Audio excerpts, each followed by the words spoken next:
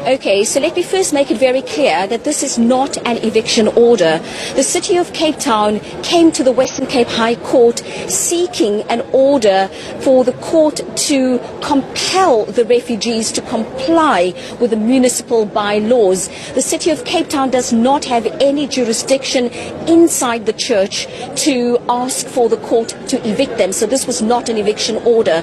So basically what has now happened is that the court has granted an interim order, and now the interim order states that the refugees must abide by the City of Cape Town's municipal bylaws, and this only extends to the refugees and asylum seekers living outside of the Central Methodist Church. Now, these are the ones that are on the pavements and the surrounding areas, and the municipal bylaws include not urinating and defecating on the pavements, not cooking on the pavements, not making fires, and also not sleeping on the pavements. But I do have with me one of the refugee leaders, Jean-Pierre Ballouz, who's going to talk to us about what he thinks of the court's interim ruling today. Yeah, good afternoon. I think it's 12 already. Yeah, as you heard that JP, and I'm the leader of refugees, despite kind of nonsense things that people were trying to bring between refugees. But what I would like to say is that I'm so happy and very glad to what happened today, in which manner that the whole world will now witness what South Africa is all about toward refugees. Because as a refugee in South Africa, you don't have any rights, you don't have anything. They treat you like fishes, they treat you like second-class citizens, they treat you like nothing. Because you could hear from the judgment that the judge gave, he's still denying that there is no xenophobic attacks in South Africa. But we have a lot of people that are there, their husband has been killed.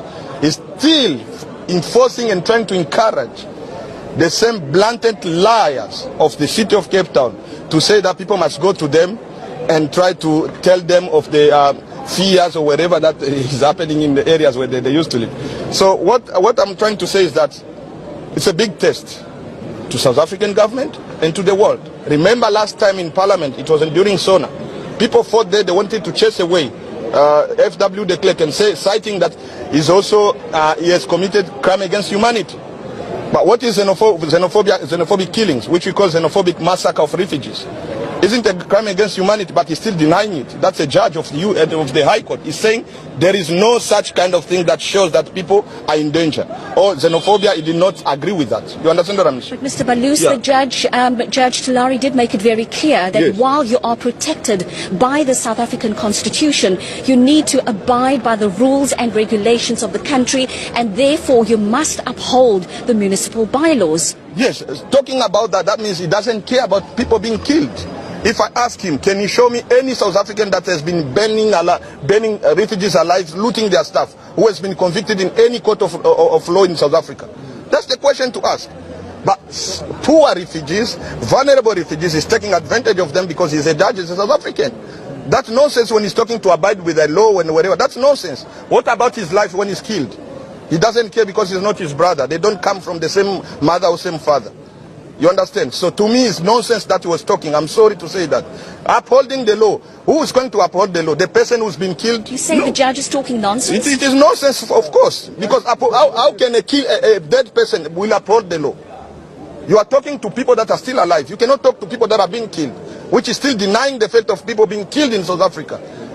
Looted their stuff, burning them alive. He said there is no fact of that, there is no fear of that. So Mr. Ballouz, what is the way forward? There is an interim order now for the City of Cape Town to enforce their bylaws. What is the way forward for you? The way forward, let me tell you, Aisha, you know, someone who's suffering has nothing to lose. You understand what I mean? So if you understand that, when they were fighting their apartheid, they had nothing to lose. They were going, if they've been shot and whatever, they did not care about. And us as well, we have nothing to lose here because we are suffering. If you die, it means they are giving you rest, enough rest, so they can do whatever they want. And if they want to kill, let them come and kill. There are children and women that are sleeping outside. I cannot just take any nonsense judgment that comes today protecting things than the human beings. You understand what I mean? So being a judge is not a problem. And we're coming just here knowingly that in advance that we are just coming to fulfill the formalities, not to come and argue, because we knew There's no refugee that can get justice, can get any justice in South Africa. And that's what we understand. So to us, it's nonsense. If they want to kill, let them come and kill those people because they have nowhere to go. It's sending them back where they used to be. Did he buy them any house where they send them back? That's the question he should ask himself as a judge. You understand what I mean? If I said these people should go back to where they used to be, did you provide any house? Are you paying them rent? Did you provide them with any work that they can be collecting money or getting money end of the month when they work for? Do you understand? So it doesn't matter to them when it comes to refugees. And this, I declare and say now, apartheid regime can never be declared a crime against humanity. If this xenophobia cannot be declared against a crime against humanity, that means apartheid never been a crime against humanity. They were just crying for nonsense, for waste of time, for lying outside that they were being killed. Because they are doing it to us, they are still doing the same thing that they were crying that apartheid regime used to do to them. You can see the law that came out. Isn't the law that, a repressive law that came during the apartheid regime?